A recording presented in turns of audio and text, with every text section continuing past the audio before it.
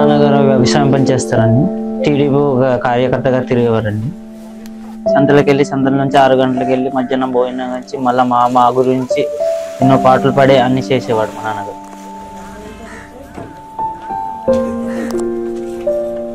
మాజీ ముఖ్యమంత్రి చంద్రబాబు నాయుడు అరెస్ట్ ఇప్పుడు రాష్ట్ర వ్యాప్తంగా కలకలం రేపుతోంది. అర్ధరాత్రి నుంచి హై డ్రామా మనం చూస్తున్నాం. టీడీపీ నేతలు భారీగా తరలి వస్తున్నారు. పూర్తి టెన్షన్ వాతావరణం మనకు కనిపిస్తోంది.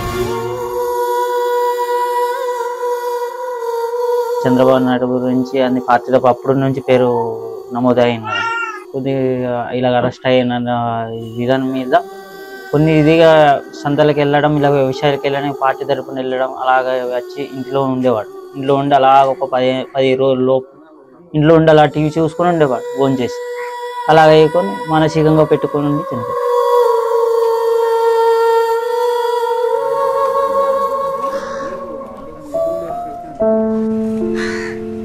మా నాన్నగారు ఉండేప్పుడు మాకు బాగుండింది.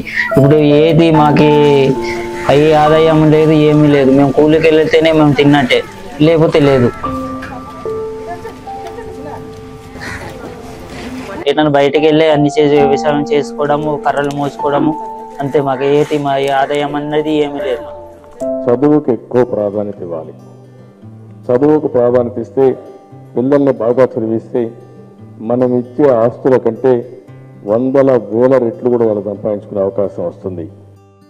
ఫస్ట్లో మా బాబు చదువుకునేటప్పుడు కూడా మాకు చంద్రబాబు నాయుడు గారు ముఖ్యమంత్రి అయిన తర్వాత మా పాడేరులో వచ్చి మా బాబుకు ల్యాండ్ స్టాప్ ఇచ్చారు.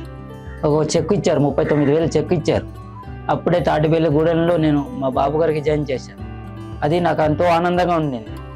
అతనే తరపునే మేము అన్నీ చేసుకుని అప్పుడు మా నాన్నగారు చనిపోయిన తర్వాత కూడా అమ్మగారు వస్తున్నారంటే మాకు ఎంతో ఆనందంగా ఉంది. మా నాన్నగారి తరపున మాకు ఇస్తానంటే నా పిల్లల గురించి చదువుకు నా పిల్లలు, నా తమ్ముడు పిల్లలు ఉన్నారు, నా పిల్లలు నా చదువు గురించి నేను పెట్టుకొని అన్ని చేసుకొని ఏదో ఒక ఇదిగా ఉంటాను.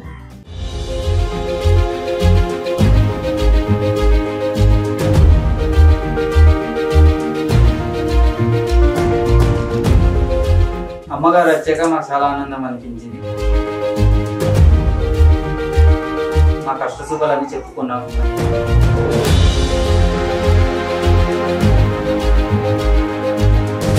అన్నీ చేస్తామని అన్నారు అమ్మగారు.